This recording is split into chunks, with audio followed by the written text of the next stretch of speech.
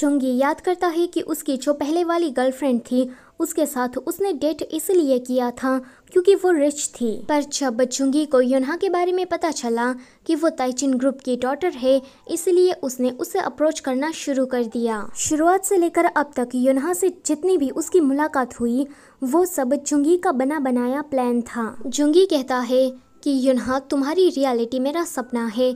यहाँ पर युनहा को क्योंगसू की जगह पर कंपनी में काम नहीं करना था, इसलिए वो अपना घर छोड़कर चुंगी के घर रहने आ गई थी। वहीं उसकी माँ याद करती है कि ड्रंक होने के बाद कल रात उसने क्या कांड किया था। वो प्रेसिडेंट के कमरे में गई एंड उसके बाल खींचने लगी, पर फिर कहती है कि तू तो टकला है, तेरे माथे पर तो कोई बाल ही नहीं है, मैं इन्हें खींच कर भी क्या करूंगी। प्रेसिडेंट इस बात के लिए उसकी क्लास लगा रहे थे। जुंगी एक रिपोर्टर से मिलता है एंड उसे कहता है कि मेरे पास तुम्हारे लिए एक सनसनी न्यूज़ है।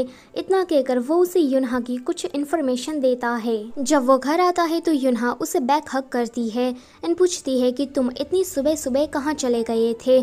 तो वो उसकी इस बात का जवाब नहीं देता एंड जल्दी से उसे दूर हो जाता है। युनहा की सबसे बड़ी बहन प्रेसिडेंट चंग और उसकी माँ से कहती है कि मैंने अपने पति से डिवोर्स ले लिया है क्योंकि मेरे ससुराल वाले ताइचिन ग्रुप के लिए मुसीबत खड़ी कर रहे थे।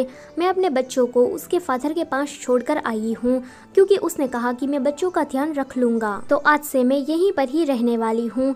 वेल ये लड़की ऐसा करके क्योंगसू की जगह लेना चाहती थी, पर उसकी माँ उसे मना कर देती है एंड कहती है कि क्योंगसू की जगह कोई नहीं ले सकता, अभी तक उसकी लाश नहीं मिली है, इसका मतलब ये है कि वो जरूर जिंदा होगा। ये लड़की सोचती है कि ऐसा तो यहाँ पर मेरी दाल नहीं गलने वाली, इसलिए वो जानबूझकर इमोशनल ड्रामा करने लगती है जिसका सीधा असर उसकी माँ पर होता है एंड वो जल्दी से क्योंगसू की जगह उसे देने के लिए मान जाती है। चंगसू के बड़े भाई को जब पता लगता है कि चंगसू ली को डेट करने लगा है तो वो उसे मिलने के लिए बुलाता है। जब ली वहाँ पर आती है तो वो सीधा उसे ये कहता है कि तुम्हें मुझसे डरने की कोई ज़रूरत नहीं है, मैं तुम दोनों के रिश्ते के खिलाफ नहीं हूँ, उल्टा मैं तो तुम दोनों को सपोर्ट करने वाला हूँ।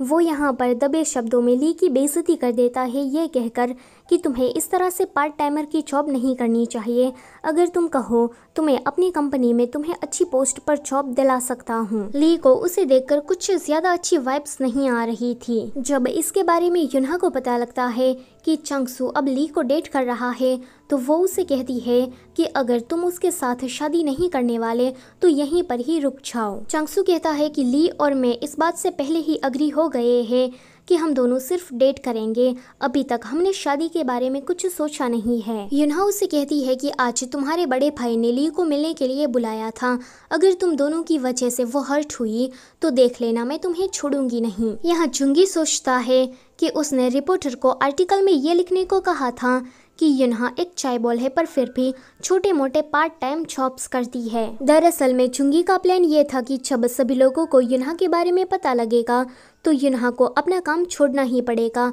एंड फिर से वो अपनी अमीरों वाली जिंदगी जीने के लिए चली जाएगी। इससे चुंगी का भी थोड़ा बहुत फायदा हो जाएगा। चंगसू अपने बड़े भाई के पास जाकर ये कहता है कि तुमने ली को मिलने के लिए क्यों बुलाया था, तो उसका बड़ा भाई उससे कहता है कि तुम और चुंगी दोनों ही एक जैसे हो, दोनों ही पार्ट टाइमर लड़की को डेट कर रहे हो, क्या तुम दोनों लड़की शेयर भी करते हो। इस बात पर चंगसू को उस पर काफी गुस्सा आता है, पर तभी ही उसका ध्यान इस बात पर जाता है कि चुंगी भी उसकी तरह किसी पार्ट टाइमर को डेट कर रहा है। उसे चुंगी और युनहा के क्लोज मोमेंट याद आते हैं एंड उसे पता लग जाता है कि चुंगी और युनहा डेट कर रहे हैं, पर चुंगी ने उसे ये बात बताई क्यों नहीं। वो चुंगी से जाकर ये पूछता है कि क्या कोई ऐसी बात है जो कि तुम मुझे बताना चाहते हो, पर चुंगी उसे कुछ भी नहीं कहता। चंगसू को ये बात थोड़ी बुरी लग जाती है। वो सोचता है कि चुंगी मुझे अपना बेस्ट फ्रेंड मानता है कि नहीं। वहीं प्रेसिडेंट चंग जब अपनी मिस्ट्रेस से मिलने के लिए चाहते हैं तो वो युनहा की माँ की चुगली करने लगती है।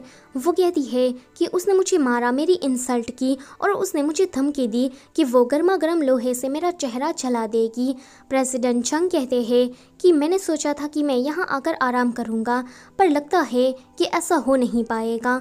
वो जाने लगते हैं। मिस्ट्रेस कहती है कि अगर तुमने एक कदम भी बाहर उठाया तो मैं मीडिया को बता दूंगी कि प्रेसिडेंट चंग की एक मिस्ट्रेस है एंड वो उसे काफी बुरी तरीके से ट्रीट करता है। प्रेसिडेंट चंग को तो उसकी इस धमकी से कोई फर्क ही नहीं पड़ता, इवन वो तो उसकी पूरी बात भी नहीं सुनते एंड वहाँ से चले जाते हैं। चांग-सू काफी सीरियस दिखाई दे रहा था क्योंकि आज का उसका पूरा दिन ही खराब गया था। उसके बड़े भाई को आज पता लग गया कि वो किसी पार्ट टाइमर को डेट कर रहा है। यह जानकर उसके बड़े भाई को तो उन दोनों को अलग करने की कोशिश करनी चाहिए, पर नहीं, वो तो उल्टा उसका साथ दे रहा है। यानी कि बड़े भाई के मन में जरूर कोई खिचड़ी पक रही है। दूसरा, जुंगी उसका बेस्ट फ्रेंड है, वो युनहा को डेट कर रहा है, पर फिर भी उसने उससे ये बात नहीं बताई। ऊपर से उसकी माँ उसे कॉल पर यह बताती है कि आज मैंने तुम्हारे लिए फिर से ब्लाइंड डेट फिक्स की है। ये लड़की हमारी ही बराबरी की है। वो युनहा तो तुम्हें भाव नहीं दे रही तो कोई बात नहीं, इस लड़की को ही पटा लेना। यहाँ प्रेसिडेंट चंग युनहा को डायरेक्टर की जॉब देना चाहते थे, पर युनहा उससे कहती है कि मुझे आपकी कंपनी में काम नहीं करना है, बल्कि मैं तो खुद की कंपनी खोलना चाहती हूँ और जल्दी ही मैं इस घर को भी छोड़ने वाली हूँ। ये सुनकर प्रेसिडेंट चंग उसे कहते हैं कि जरा फिर से एक बार सोच लो, अगर तुम इस घर को छोड़कर गई तो मैं तुम्हें बिल्कुल भी सपोर्ट नहीं करूँगा। युनहा कहती है कि मैंने ऑलरेडी एक प्लान बनाकर रखा है, आप बेफिक्र रहिए, मैं आपके पास मदद मांगने नहीं आने वाली। चांग-सू अपनी ब्लाइंड डेट पर गया था। वो जो लड़की थी वो उसके बचपन की दोस्त थी एंड चांग-सू को काफी लंबे टाइम से पसंद करती थी, पर चांग-सू उसे उसके मुंह पर ही बोलकर आता है कि मैं तुम्हें पसंद नहीं करता। प्रेसिडेंट चंग को न्यूज से पता लग जाता है कि युनहा पार्ट टाइम जॉब कर रही है, इसलिए वो अपने सेक्रेटरी से कहते हैं कि जल्दी से इस न्यूज़ को क्लियर कराओ एंड पता लगाओ कि आजकल युनहा किसे डेट कर रही है। उस लड़के के बारे में मुझे पूरी जानकारी लाकर दो। चांग-सू का आज का पूरा दिन खराब गया था, जिस वजह से वो काफ़ी बैड मूड में था। वो अपना मूड ठीक करने के लिए चबली के पास जाता है तो ली उसे कहती है कि क्यों ना हम दोनों डेट पर जाए। वो उसे अम्यूजमेंट पार्क लेकर जाती है। चांग-सू को ये सब कुछ चाइल्डिश लग रहा था, पर फिर भी वो ली की खुशी के लिए मान जाता है। आगे वो दोनों कैफे में थे। ली उस न्यूज को देख लेती है एंड उसे भी पता लग जाता है कि युनहा ताइचिन ग्रुप की डॉटर है। वो चांग-सू से पूछती है कि तुम्हें इसके बारे में पता था ना? वो कहता है कि हाँ।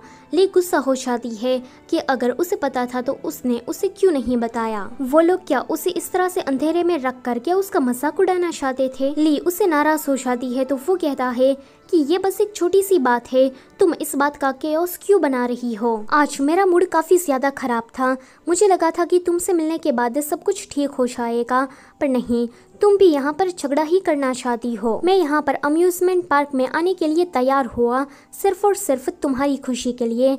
तुमने जैसा कहा बिल्कुल मैंने वैसा ही किया, पर फिर भी तुम्हें तो इस बात की कोई परवाह ही नहीं है, तुम्हें तो बस अपनी ही फिक्र है। ये सुनकर ली उससे कहती है कि तुमने मेरे लिए जो कुछ भी किया इसके लिए थैंक यू। इतना कहकर वो काफी गुस्से से वहाँ से चली जाती है। आगे चांग-सू किसी बार में युनहा और जुंगी को मिलने के लिए बुलाता है एंड उन दोनों से सीधा पूछता है कि क्या तुम दोनों डेट कर रहे हो? तो वो दोनों कहते हैं कि हाँ। चांग-सू कहता है कि इसमें छुपाने वाली क्या बात थी, तुम लोग मुझे पहले ही बता देते। वो युनहा से कहता है कि ली को तुम्हारी सच्चाई के बारे में पता लग गया है एंड अब वो तुम्हारी शक्ल भी नहीं देखना चाहती। ये सुनकर युनहा जल्दी से अपना फोन चेक करती है एंड अपने बारे में आर्टिकल को पढ़ने के बाद वो जुंगी के साथ वहाँ से चली जाती है। उन दोनों के वहाँ से जाने के बाद चांग-सू की मुलाकात जुंगी की एक्स गर्लफ्रेंड से होती है। वो कहती है कि आजकल मेरे जुंगी ओप्पा क्या कर रहे हैं? तो वो कहता है कि तुम्हारा ओप्पा आजकल किसी और लड़की को डेट कर रहा है, तो तुम उसके बारे में भूल जाओ। वो लड़की कहती है कि क्या उस कमीने ने फिर से किसी नई अमीर शादी को ढूंढ लिया? तो चांग-सू कहता है कि तुम्हारे कहने का मतलब क्या है? तो वो कहती है कि जुंगी सिर्फ ऐसी ही लड़कियों को डेट करता है जो कि अमीर हो। ली के पास युनहा माफी मांगने के लिए आती है तो ली उससे कहती है कि मैं सच में काफी ज्यादा डम हूँ, मुझे ये तक नहीं पता चला कि तुम ताइचिन ग्रुप की डॉटर हो। मुझे तुम पर काफी बार शक हुआ, पर फिर भी तुमने झूठ बोलकर मुझे गुमराह कर दिया। युनहा उसे फिर से माफी मांगती है। अगर हम लोग ली के बारे में बात करें तो ली के पेरेंट्स का बचपन में ही डिवोर्स हो गया था। अभी वो दोनों अपने नए नए पार्टनर के साथ खुश है एंड उन दोनों ने ही ली को अकेले रहने के लिए छोड़ दिया है। ली ने बचपन से ही काफी स्ट्रगल को झेला है। युनहा ही अब उसकी एकमात्र फैमिली थी, पर आज उसे पता लगा कि युनहा ने भी उसे धोखा दिया है। वो उस पर थोड़ी देर के लिए काफी गुस्सा करती है, पर बाद में माफ कर देती है क्योंकि वो उसकी बेस्ट फ्रेंड थी। चांग-सू जब जुंगी से मिलता है तो उसे जुंगी पर काफी ज्यादा गुस्सा आ रहा था, पर वो उसे कुछ भी नहीं कहता क्योंकि वो देखना चाहता था कि चुंगी उसके साथ इसलिए है क्योंकि वो अमीर है या फिर वो उसे सच में अपना दोस्त मानता है। फिर ये दोनों ली के घर में आते हैं जहाँ पर चंगसू इन दोनों का मिलन देखकर कहता है कि तुम्हें तो इस पर गुस्सा करना चाहिए, इसने तुमसे झूठ कहा था। तो ली कहती है कि मैं इस पर गुस्सा क्यों करूं। वो युनहा से पूछती है कि क्या तुम्हारी कंपनी चंगसू की कंपनी से बड़ी है। तो युनहा कहती है कि हाँ। चुंगी युनहा से कहता है कि तुम ड्रंक हो, मैं तुम्हें घर छोड़ देता हूँ। ये सुनकर ली चंगसू से कहती है कि तुम मुझे भी अपने घर छोड़ दो। चंगसू कहता है कि अभी तुम अपने ही घर पर हो। उन दोनों के वहाँ से जाने के बाद चंगसू ली से कहता है कि आज मैं तुम पर काफी चिल्लाया, तो प्लीज इस वजह से मुझे माफ कर दो। अभी मुझे काफी ऑकवर्ड लग रहा है क्योंकि आज मैं पहली बार किसी लड़की से माफी मांग रहा हूँ। तो ली उससे कहती है कि तुम तो हर बार यही बात कहते हो, क्या तुमने सब कुछ पहली बार मेरे लिए ही किया है। ये सुनकर वो स्माइल कर देता है। अगले दिन युनहा की माँ उससे पूछती है कि क्योंगसू ने जाने से पहले तुमसे क्या कहा था। तो वो कहती है कि उन्होंने मुझसे कहा कि मैं अपने बॉयफ्रेंड के साथ अपना वेकेशन स्पेंड करूं। उसकी माँ काफी शॉक्ड होकर कहती है कि क्या कल रात जो लड़का तुम्हें छोड़ने के लिए आया था, क्या उसी से ही तुम डेट कर रही हो। तो वो कहती है कि हाँ, और मैं सिर्फ उसे डेट नहीं करने वाली बल्कि उसके साथ शादी करना चाहती हूँ। उसकी माँ कहती है कि तुम्हारे भाई का कोई अता पता नहीं है और तुम्हें डेट करने की पड़ी है। तुम जानती भी हो क्या कि तुम्हारे भाई ने तुम्हारे लिए काफी ज्यादा शेयर खरीद कर रखे हैं।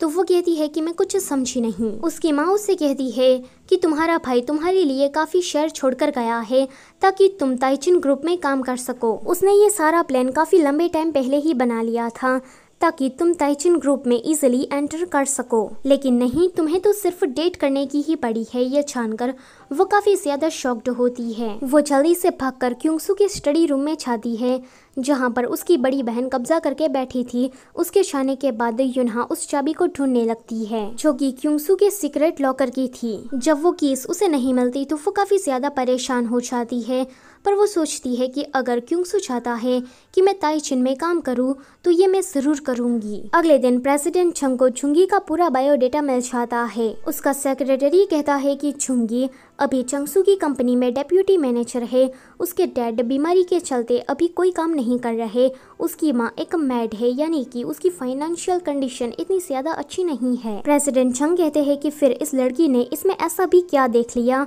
कि ये इससे शादी करना चाहती है।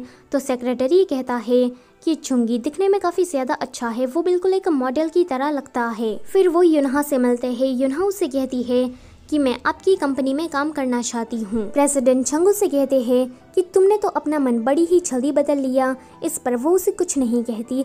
दरअसल में वो उसे नहीं बताना चाहती थी कि वो ताइचिन में अपने बड़े भाई के लिए ही काम करने आएगी।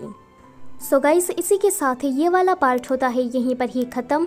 Don't forget to like, share and subscribe. Thank you for watching.